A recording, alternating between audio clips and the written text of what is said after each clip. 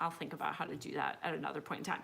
Anyway, winter or Valentine's wines, whatever we want to call it, right? We call it whatever we want. But I sort of think about the winter wines, and I think about the warmer styles.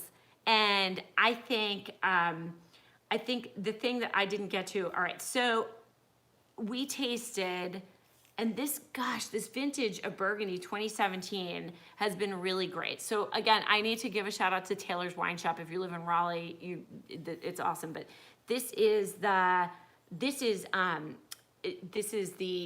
Justine Jardine. I'm sorry, Laura. Laura speaks French. The Bourgogne. Now this is just like a white Bourgogne, but it's 2017. And the thing about this wine is a little bit of oak and some roundness and fullness, but it still has nervy acidity. It's a really nice cheese wine. Obviously, it's gonna go really well with food. And it is just elegant and nice. So I think that this is a good one for winter whites or for Valentine's whites, however we want to cut it. We have some left over from Saturday, and we've been enjoying it thoroughly. It is, I would say, I mean, white Burgundy in a good year is just, I was just saying to you, like, I think that's one of my favorite wines. I freaking love that wine. It has so much going on, you know, even like the simple versions are awesome. So I'm gonna say Valentine's wine #1, Bourgogne, 2017, 2016 was pretty good, 2015 was, the last 3 vintages have been pretty good. You have all seen this before, I think, although this label got really jacked up. This is Châteauneuf-du-Pape, but not Châteauneuf-du-Pape Rouge. This is Châteauneuf-du-Pape Blanc. I'm sorry, I have to like Is that what we had in San Francisco? Yeah, this is like, yeah, but I mean, we've had it since. So Châteauneuf-du-Pape Blanc is expensive. You could do Côte d'Aron Blanc too. I'll get to Côte d'Aron in a second. But again, Châteauneuf-du-Pape Blanc is a fancy kind of, and I don't usually use words like this, but it's kind of like a baller wine. I mean, if you want to like pull out the stops, this is it, man. This is like, it is, I think, one of the most complex whites that there is. And it's so overlooked. Priorat Blanc is the same thing. And it has so much fullness, so much richness, so much power. And especially if it's cold where you live and you think, I don't really want a white. Well, first of all, make sure they don't serve it too cold. Like I'm filling this bottle. I just took this out of our wine fridge and it's too cold. Too cold? Way too cold. And this should be like served like a red, but it's so, so good. It may actually need decanting depending. I don't even know what vintage this is. I've been holding this. Decanting a white? Absolutely. This is one of my favorite local importers. So on Patreon, you guys, I gave you the list of some top importers and we went through all that. But there's also always these local people. And so in Raleigh, it's Thomas Munet, who is in Carborough, North Carolina, where I used to live. But it is imported by the Fruit of the Vines, which is a really good operation out of Long Island. Yay, go Long Island.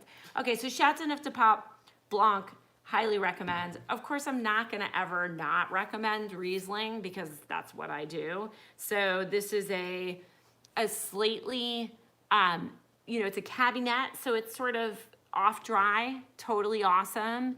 This one is from Wine Excess, actually. Broadbent selections, again, patrons, remember we talked about the importance of the back label here. And if you missed that post, make sure you go back and look at it because it's important. It's very useful, I think. So yeah, it's an excellent wine. Also, like value galore because what else are you gonna get for $20 or $15 out of that's rich and full and just a little bit sweet. And if you're having Asian food, this is it. Maybe we should have Asajai. How do you say that place? You don't even know. Yeah. Asajai? Yeah. All right. Well, we should totally take that out. Or do you want to go to lunch there? Yes. Now we're making our Valentine's plans right in front of you. Do you see what you get when we do live stuff? Okay, so that's that. If you're joining us late, remember that there's Ajisai. Yes. Okay. Ajisai. Yes, next time everybody comes to Raleigh, we'll all go to Ajisai and we'll have a off-dry German Riesling. Do you think you can bring it? We have to bring it. That's the other thing. I mean, like we said this on a Saturday night in the pairing class. I mean, you gotta bring your game sometimes. Sometimes it's just like, no, especially in Asian restaurants, Indian restaurants, just bring it. Just bring it. Don't leave that to chance. You gotta bring that. What, call ahead first? No, look at the wine list, but like 99% of the time, it's like, oh, well, let's have, they have like not Amarone, but there's something in a big giant red bottle. And you're like, no, I don't think so. We're not going to be doing that. So, yeah. Carrie, we will be enjoying our wines from last Saturday's class. Use the Coravin. Yay. That's awesome, Carrie and Rick.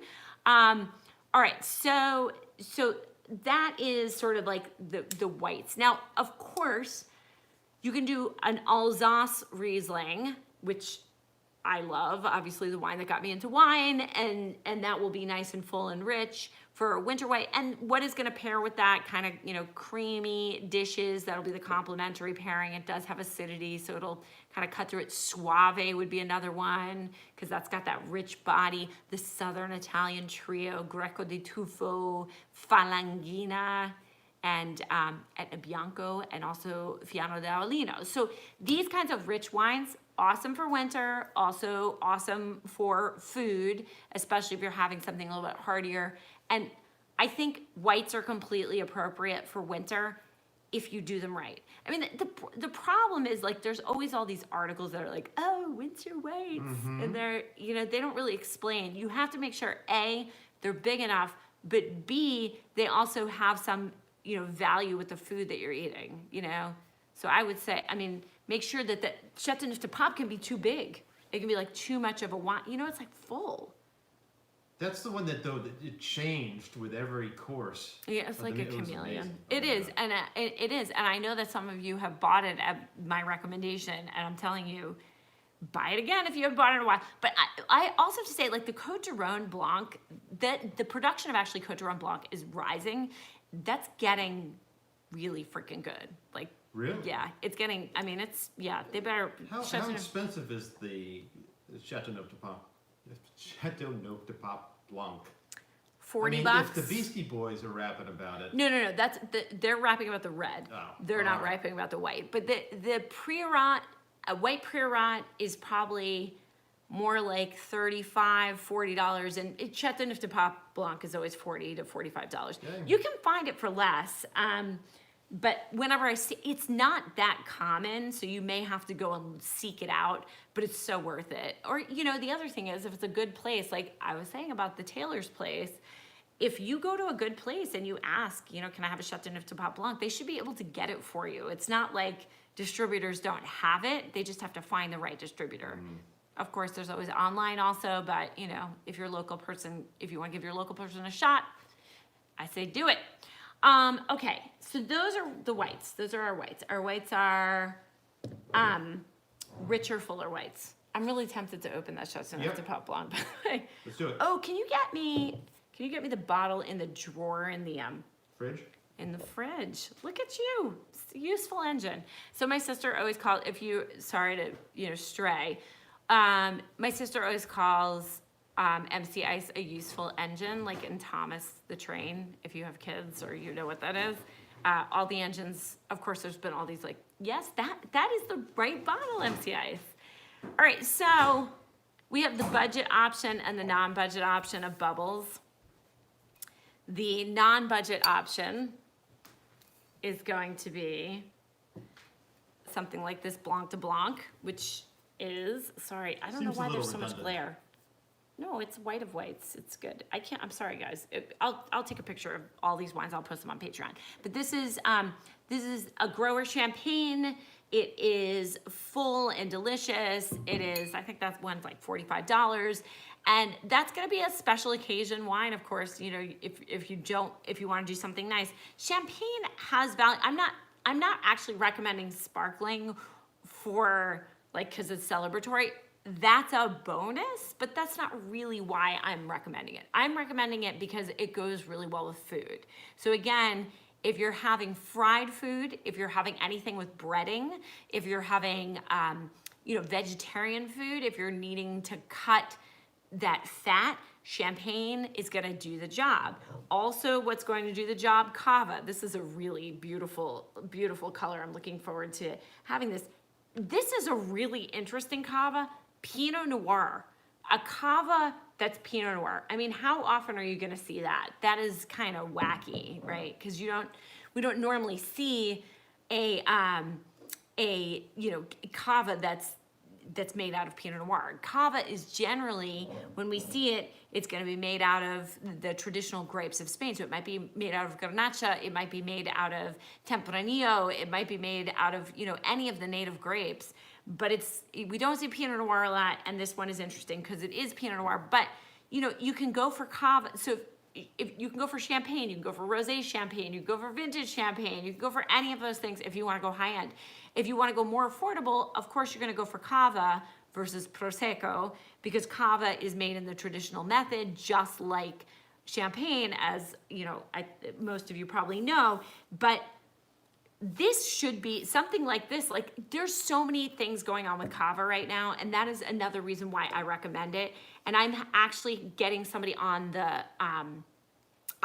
podcast to talk about what's going on with Cava, because it's bananas. I mean, it is just bananas. Like, we have so we have a new classification of single vineyard designate Cavas, which for years, and I feel like I've said this even in our Cava podcast and in other things, we have had such amazing Cava at the higher end, but a lot of people don't know about Gramona and Raventós Blanc and some of the higher end Recadero. Or I don't think I just said that right, but there are a bunch of brands, there are a bunch of producers that are up at that high end, and they make delicious wines, and they have not been able to get prices that they would like for their wines. But their regular tier, base tier, regular wines are like $25, $28, and they are amazing. I mean, we have had some Gramona Rosé or Rosado that has been like almost as good or better than any champagne. It's been awesome. You don't remember this? No. It was really good. So anyway, there's that. So I would definitely say, Cava is that. So what's going on with Cava is that we have a new classification of those single designates, but then we had the smaller producers get really mad and say, we actually don't want to be part of this single vineyard thing because the larger companies are part of it. So Freixenet is part of it, and Cordonu is part of it. It's really crazy. So they have now created their own. It's called the Corpinat, and it's their own thing, and they're not part of the DO anymore. It's crazy. So anyway, I will talk about that on the show. But seek out higher end Cava if you can't find, or seek out lower end Cava if you're on a budget. It's amazing. It's such good wine, and I love the idea of rosé. And again, if you're romantic and you want Valentine stuff, this is it. Let me see some other people. We had some comments here, so I want to make sure. MCS, you're supposed to be doing the comments. You're supposed to be like the running commentary here. All right.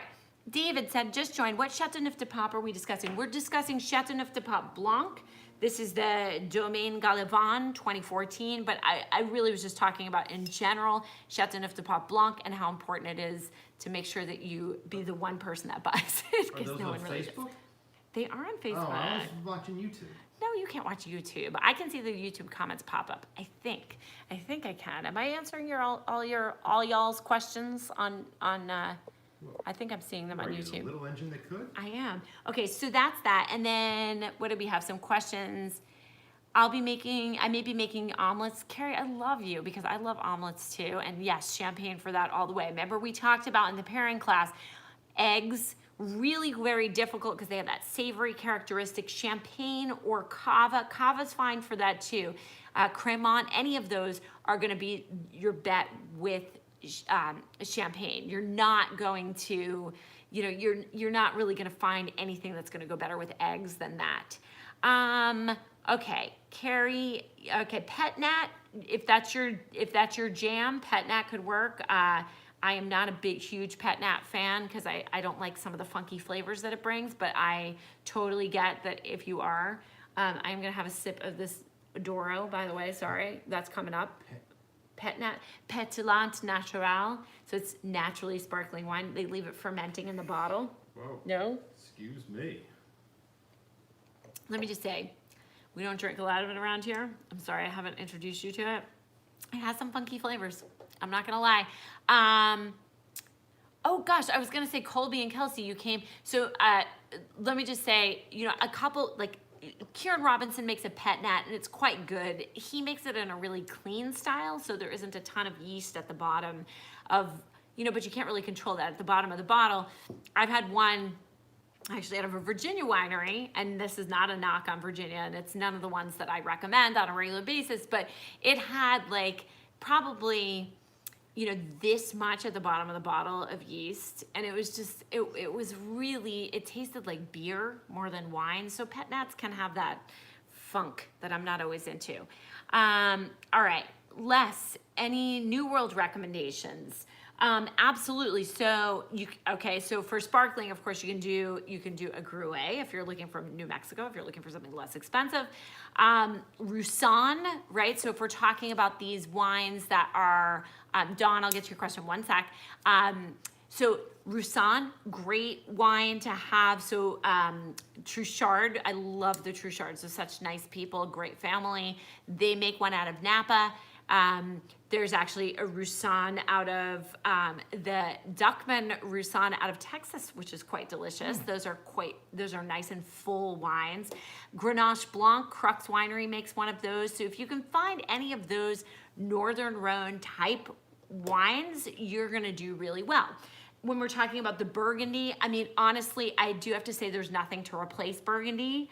There isn't a replacement. I mean, if you want to try a lightly oaked Chardonnay, stuff from Sonoma Coast is great, or Petaluma Gap, but there is no replacement for Burgundy, really. And there's no replacement for German or Alsace Riesling.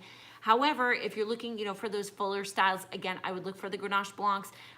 Lumen makes one. Scott, good shout out to Lumen. I know you're watching. Scott Olson lives. Amy's traveling. Amy making a trip to Rheims. Oh, wow. Smaller producers you might recommend.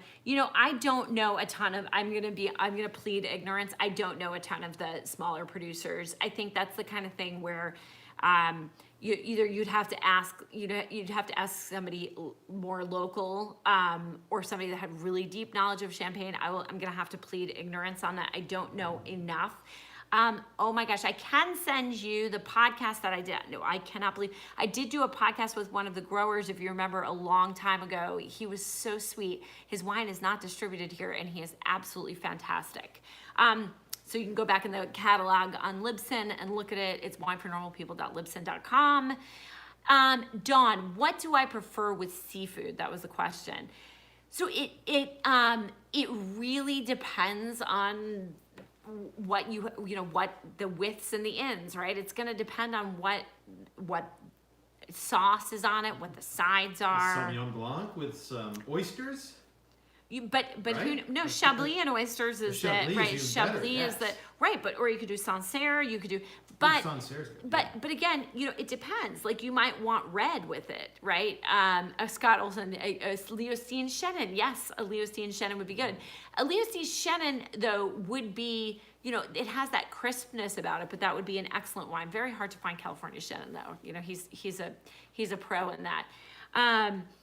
So I would say, with seafood, it's not about necessarily the fish. Of course, you're going to pair by weight, but then after that, we're really then thinking about, okay, what do we have on the fish? Is it a sweeter sauce? Then you want to go with your sweeter style Riesling, right? Is it something that's full, maybe with like an herbal note to it? Then you go for your Chateauneuf de Pape Blanc or your Côte de Rhône Blanc. If it's a fuller fish, a swordfish, or something steaky, you might want to go for something even like even a Douro. You want something fuller. So it really depends on what is on that fish and the consistency of the fish, right? So that's kind of where we're at with that. Does that help, Dawn? Are you having seafood? You can tell me what you're pairing. You tell me what your specific question is, and of course, I'll pair for you. I will pair for you, Dawn. Okay, we've broken bread together. I'll pair for you. Okay, so Sonoma Coast Sparkling. Yep, that can be awesome. There's some really great Sonoma Coast. Of course, my friend Anna Keller makes one, and those are fantastic. David Harper, Sonamore. You know, Sonamore, I tried to find a Sonamore for this segment that I did on TV, and what I couldn't find it. Sonamore is a very small appellation in Beaujolais, and although Beaujolais is great, I think of Beaujolais more as a spring and summer wine. So not, even though the name is fantastic for Valentine's Day, the idea of the wine is probably a little bit light for this time of year. That's what I would say. But I do like the name for Valentine's Day, and it does work. Carrie's going to a French restaurant tomorrow for dinner to beat the Valentine's restaurant. That's what we're gonna go. Yeah, we were just talking about that, like going to lunch or something like that. They have a Banyuls on the wine list. Yeah, heck yeah. But remember, don't waste the Banyuls on anything except the Banyuls is always Carrie for chocolate. So unfortunately, you're stuck with chocolate. Boo-hoo, right? No, so you definitely, Carrie, you want to stick with chocolate for Banyuls. Better pairing a lot of times than even Ruby Port, which is the other thing that goes really well with it. But yes, if they've got Banyuls on the menu, keep your eye on it. Fantastic. Okay. What else? Okay, wait, Dawn, you said shrimp. So shrimp, again, you know, we're going down that road with the shrimp, but what is it in? Is it in a garlic sauce? That's what, you know, that's frequent, the butter and the garlic. If it's that, then tell me, you know, if we can think about what it's in, because that's what I want to know when I'm pairing. I don't want to know, you know, that we're in shrimp, so we're in this middle ground where we can do a Chateauneuf de Pont Blanc, we can do something fuller, we can do a Prira, grilled with garlic butter. Okay, so now we're thinking butter, so we need something with a little bit of acid, but that garlic is going to be strong. So I would actually 100% do white burgundy with that. But you could also do a Chateauneuf de Pont Blanc or Côte du Rhône Blanc or Priorat Blanc. Those kinds of things will go well. What I would stay away from with garlic is the Verdejos and the Sauvignon Blancs, those greener flavors. Gruner could work, but you got to make sure that it's not that arugula flavor, because that doesn't really go well with the garlic. You know, that's you want something that's like a little bit richer and fuller. It'll be really pleasing that way. So that's what I would say for that. But yeah, garlic is a friend of whites every day, fuller whites every day. So yes, that gets my thumbs up for, you know, doing the Chateauneuf de Pont Blanc or the Burgundy. And by the way, this Burgundy, which this is such a great producer in a great year. Again, going back to the Filippo podcast where we were talking about vintage. Girardin is amazing. This wine was $20. I mean, not bad. Not a bad deal. All right, reds with oysters. I wouldn't pair reds with oysters. I guess if you were gonna do it, you would probably do, you know, Beaujolais. You need something real neutral with oysters. I don't think reds with oysters is a good idea. Beaujolais is about the closest thing you're gonna find to whites. You could do, you know, you can do champagne or rosé, sparkling, but I'm not gonna recommend reds with oysters. I'm gonna say you could do a lot of different things with oysters, a lot of different whites. All right, Carrie, very sad. You're gonna have to order that souffle right when you sit down. Viognier, again, Douglas, you know, you got to be careful. Viognier is tough on many levels. It depends on the quality of the Viognier. High quality Viognier, yes, all the way, right? So, and a tip on Viognier, if you're interested, is that the Igougal Côte du Rhône Blanc is mostly Viognier.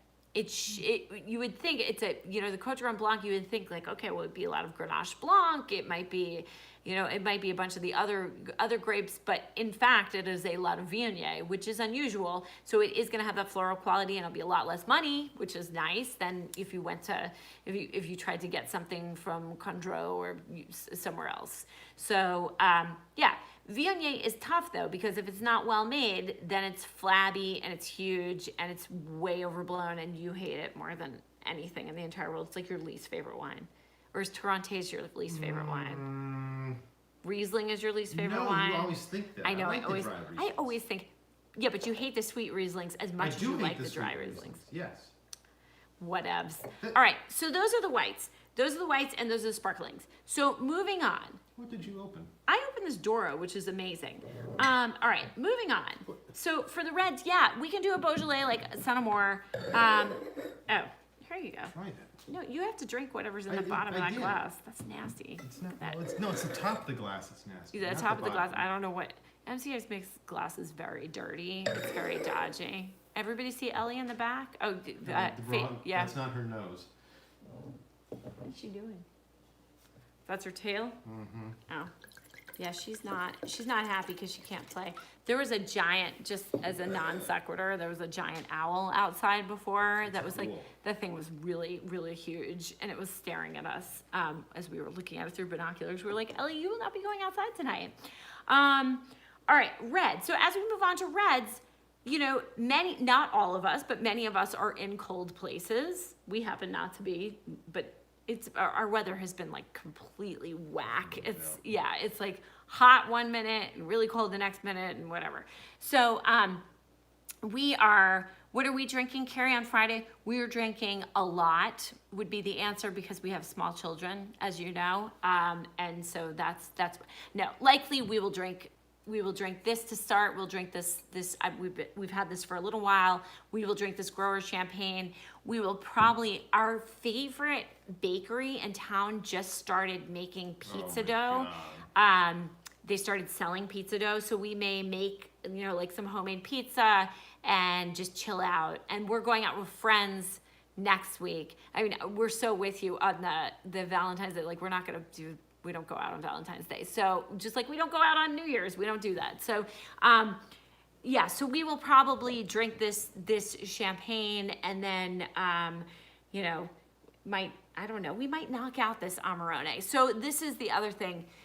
And it depends, like for me, I'm such a weather drinker. I know that's so funny, but I'm a weather drinker. So if it's hot outside, I don't want to be drinking really big Reds. For Reds, I feel like I started to tell this story on this segment, but Coterone is such a great Valentine's Day wine because this has a story and it can be big enough. It can be a little bit bigger than a Beaujolais, which I like about it. So the story of Coterone, which I feel like this is like Halloween, and I tell this spooky story every year, but it actually is directly related to, it's so interesting. So what happened in Coterone, in the town of Roquemar, the phylloxera came, it decimated all the vineyards, and it was an enormous problem. So they didn't know what to do, and so they sent their religious emissary, the head of the local church, to Rome and said, we need something, we need a relic to protect against this horrible scourge that's ruining our economy and that's ruining everything that's going on. And they were like, well, we got some bones lying around. Well, give me some bones of St. Valentine's. That's good. You can have that. Take that back and it'll protect you. There you go. You're good. And so they took the bones of St. Valentine's back to Roquemar, and of course, the story goes that phylloxera was abated, it wasn't as bad anymore, and it was all because of the bones of St. Valentine's that were procured from Rome.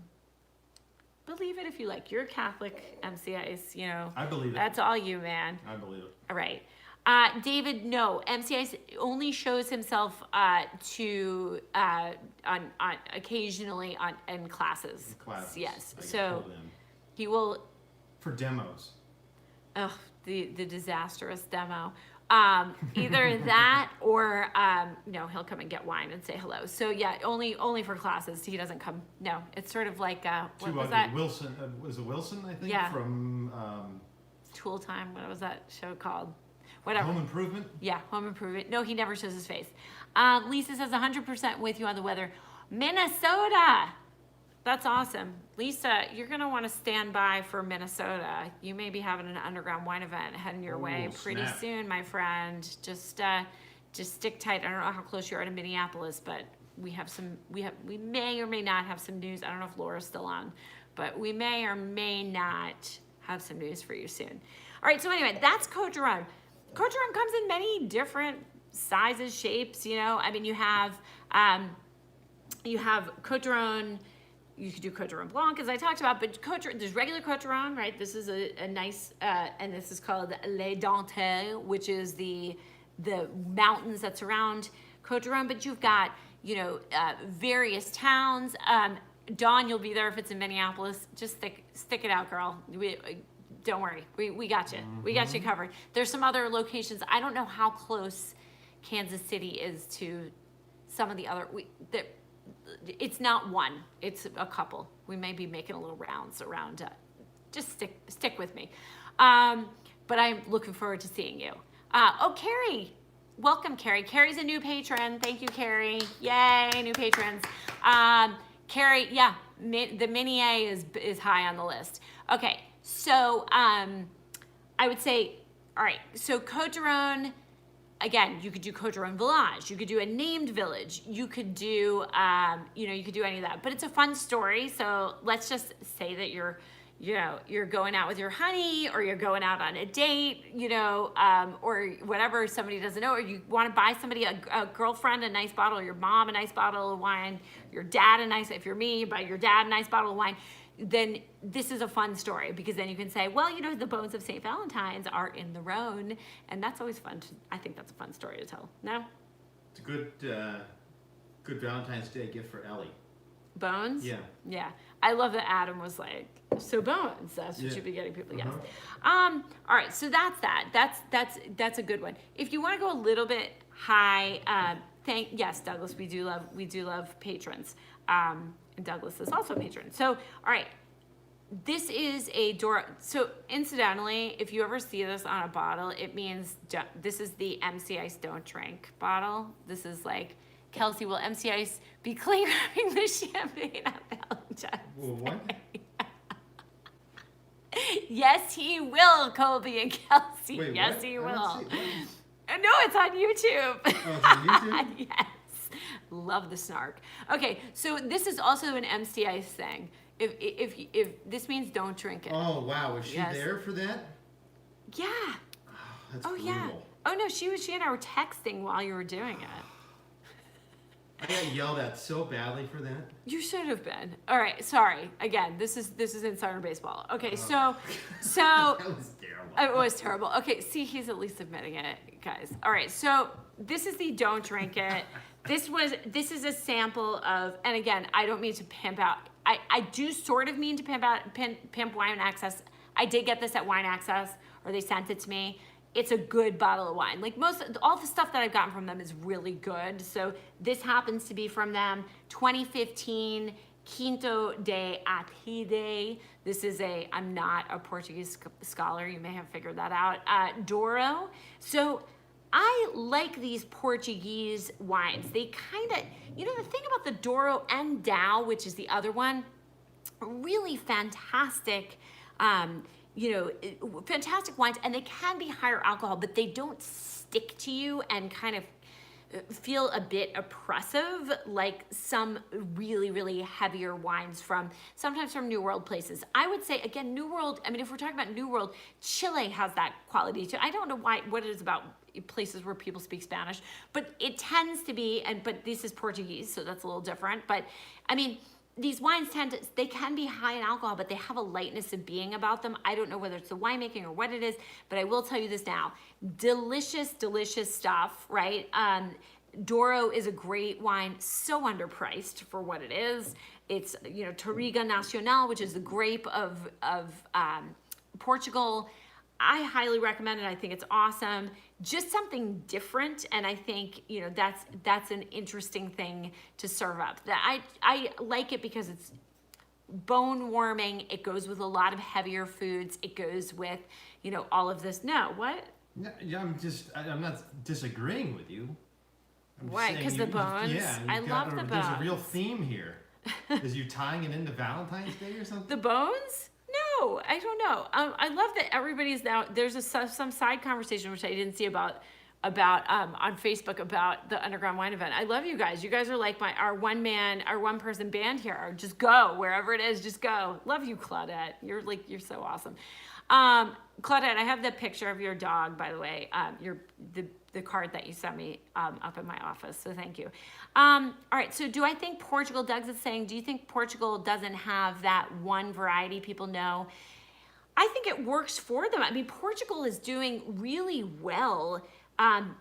Unfortunately, a lot of it is like in the value segment, but I do think the fact that they have taken Spain's model in many ways and been like, look, this is what we do, and we do it well. I think it creates a lot of interest, at least for me. I don't know. I guess maybe that's more of a question for you guys. Like, do you think that, Douro is, like, do you think that Douro or Dow or any of these, Alentejo, like, is it something that's not interesting? David's saying we're recently in Lisbon, so many native grapes, so cheap and so good. That's, David, I have not been to, Lisbon, Portugal is like the only country in like the mainland Europe. I haven't been to Scandinavia that I have not visited. I really, really want to go.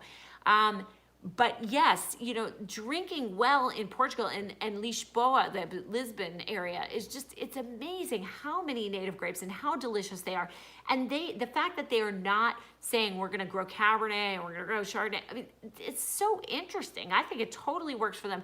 I think it's great value. And I think that we're very lucky if we know how to shop. So what you're going to do is you're going to shop by region, right? You're going to shop by that Touriga Nacional out of Douro, or the good stuff out of Dow. Kelsey, I just missed your comment. What did that say? Hold on. Let me see. Shoot, I don't know how to get, oh, there we go.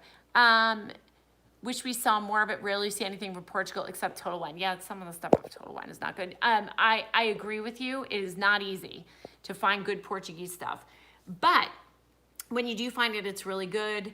And I think that's the thing, is just trying to find the gems of Portugal. And then, unfortunately, I agree with you, Kelsey. Like, I think that you have to just buy the same stuff over and over again. Somebody, Howard M on Patreon, if you watch this later, I feel like he's somewhere in the U.S. He was saying, like, oh, he works in the business and he was trying to find a good Portuguese wine, and it was just he was saying it was so difficult because I gave him a couple suggestions of things that were affordable, and he was like, I can't find that. Somebody already distributes that. So yeah, it is hard, but I think it's growing, and I think the more that we ask for it, the better off we'll be. So yeah. You gotta tell David Wang about your next project. Which next project? Not next project, but it's this year. He's asking about travel. Oh. No, about me doing travel?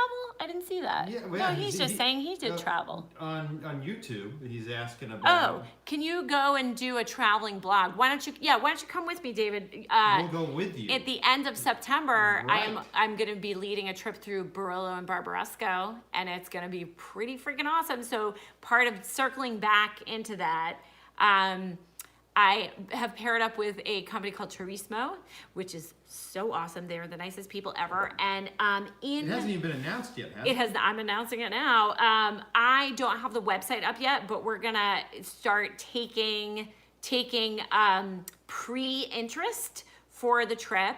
And I will be every morning. What we'll do is, like, I'm gonna teach a class every morning before we go out. These are all producers I hand selected. In fact, Douglas, getting back to your question about the Barolo and Barbaresco. So I did go there, in November and meet with a bunch of people and went and saw the properties that we were probably going to be going to.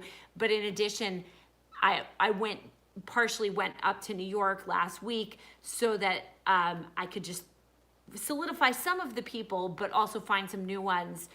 The trip is going to be stacked with amazing stuff, but we've got other experiences. So yes, that will be happening. It will be happening in late September to early October. We will be spending a day harvesting. It's going to be pretty awesome. So hopefully at least some of you will join. It's a 20-person tour. So it will, 10 groups of 2 and we're done. So hopefully some of you will join. It will be fantastic. I can assure you of that. And lots of dorking out, lots of learning, and I don't think MCIs can come, but he thinks he's coming, so. Sign me up. All right, we didn't finish our reds. Okay, the other thing that I am gonna recommend is Amarone. Amarone, right? Like, it means little bitter one, but Amarone sounds like love. It sounds like amore. So if you want to buy something expensive, like if you're looking to get a gift for somebody, I think Amarone is great. Especially somebody who likes wine, doesn't know a ton about it.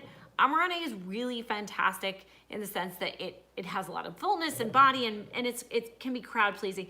My main problem with Amarone, you're not gonna be able to see this, but I'll just read it to you. It's 16% alcohol, and most of them are.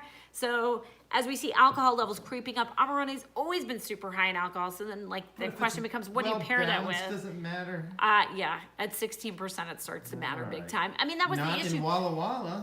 It's not 16% in Walla Walla. Yeah, it's 17 or 18. Yeah, that where we couldn't drink it anymore. I mean, we had a lot of those conversations with the producers from Washington about that hard, that really high alcohol, but they're trying to do things to make sure that that alcohol is reasonable, right? Like it's at least balanced. But yeah, 16% is tough, but what are you gonna do when you're dealing with raisins? I mean, that's basically what it is, right? You're drying the grapes on straw mats, you're pressing them. You've got desiccated grapes, you've taken out a lot of water, so at that point you have high sugar levels, and that's gonna ferment to really high alcohol, unfortunately, or fortunately, depending. But Amarone is a nice one for cold winter. So for those of you in the Midwest, I think that, where it's a little bit colder, and the Northeast and the middle of the country, I mean, it is where it's cold. I think Amarone is great. It's gonna warm your bones. Be careful with pairing simple food, no spice, zero spice. Bones again. Look, it's cold, man. What do you want? Yeah, so I would say that. And then, so interesting things. And then of course, if you love Cabernet Sauvignon, or you love other things like that, drink that. Patrons, we're doing the class. If you're at a certain level, we're doing a class on Sunday on Cabernet Sauvignon from Washington, California's showdown. So make sure that you join for that. If not, I'll post it later. But it's a great mini class, because these are really interesting styles. I think I will be surprised if the result that I predict doesn't happen, but we'll see. But Washington is a really good bet. More and more stuff coming out of there. I am seeing so much Washington stuff lately. It's kind of encouraging. So yeah, it's good to see Washington coming on strong. Global warming. No, Washington's always made Cabernet Sauvignon. They just aren't good marketers. Oh. Yeah, that's it. I mean, like, they're, especially the small stuff, it's really, really hard. David's asking, high alcohol levels may not be best for romantic evenings. On the flip side, they could be the best thing ever. Like, that could be like the best thing that ever happened to someone. So I would say, I'm gonna argue the opposite of that. Ripasso, it's not ripassa, it's ripasso. Ripasso is, that would be Valpolicella ripasso, and that is, that's made in a different way from Amarone. It's made with the skins of the Amarone grape. So whatever's left over after they press, they pass the alcohol over, and then you have the ripasso. But so is it bitter? No. If they're using the skins in fact, of Amarone, and if Amarone's bitter, it's really quite unclear about whether or not, I mean, they obviously think that it adds richness and fullness to the wine and things like that. It adds a little bit more tannin and character. Important, because Valpolicella can be on the light side. Okay. So the Ripassos tend to be heavier. The thing is, and Filippo is going to talk about this because he's really doing some, he's coming back on the show to talk about Amarone and Valpolicella, because he's representing them, he's doing some stuff with them. And so he was talking about, really how the alcohol levels are so high now, or the ripeness levels are so high that you don't have, you have great ripeness, so you don't really have to do that anymore. Kelsey, we still dream about the high tower wines from Washington. Order them. You should order them. They're such great people. Actually, I know they're going to be distributed in North Carolina soon, so I can get some for you and send them to you, but you should just join the wine club. All right. So yeah, High Towers kicks butt. They are really, they were a total star. They were amazing at the event. What? Well, no, I mean, David Wang says he'll go with you to Italy. That's great. I can't wait for that, David. Scott Olson. Scott says he's doing New Zealand. Well, if we're doing that, then Simone is coming. I know.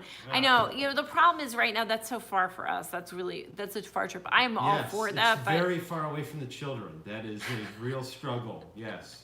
It's very far. All right, what questions do you guys have before we roll out of here? Happy Valentine's Day. Don't forget, promotion on the book. You can get a signed book plate for your lovey. Order the book. Send me a thing. Kelsey and Colby, I would love it if you came to Italy. It would be so fun. We would have the best time ever. I think it's gonna be great. The producers, again, these are all people that I have personal relationships with now. So I think it's gonna be pretty awesome. I spent some time with them. I realized that I have a bunch of videos I didn't release from that trip. So really? Yeah, I'll do them on Patreon first, and then I will release them onto YouTube. But yes, I forgot that Danese Marone, who's one of the people that we're visiting. We're also Matteo Correggia, his son came on. I have a whole bunch of stuff about talking about Rorero. So I will release that. Patrons get it first, and then, in a couple weeks later, I will release it to everybody else, just because I think it's important for people to see. Mulled spice wines for winter. Yeah, go for it. It's like a hot toddy. That's like, who wouldn't want that? That's delicious.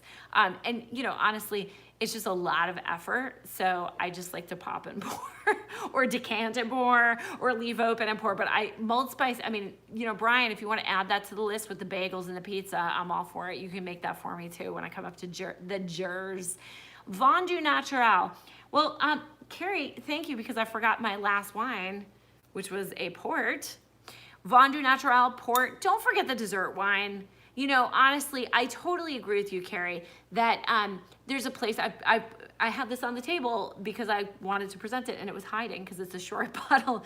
Port or Vendu Natural, come on, really, we can't forget about these wines. Everybody forgets about dessert wines. They're delicious, especially if you're going out to dinner. You don't have to buy the bottle. Do it. Absolutely do it. But these wines, once they're open, they last a long time. We don't eat enough dessert. I feel like that's a problem. We need to eat more dessert so that then we can have more dessert wine. Do you feel like that? Yeah, we probably need to start out with dessert. I feel like I could just eat. Yeah, I like that. I like that idea. So we'll just be like a third grader. Eat the dessert first with the dessert wine, and then we'll end with champagne and oysters. That's not bad, right? That's not bad. Claudette, you are so awesome. It's like sitting across the table from you. You can Claudette, just call me. I'll talk to you anytime. All right, so that's that. We are gonna head out now, and I hope that you all have a really happy Valentine's Day. Again, shout out locally to Taylor's, which is at a gas station. I told you guys that. It's so freaking awesome. They supplied a lot of these wines that I loved. And then also to Wine Access, who supplied this Doro, which I highly recommend, and this one. And so, yeah.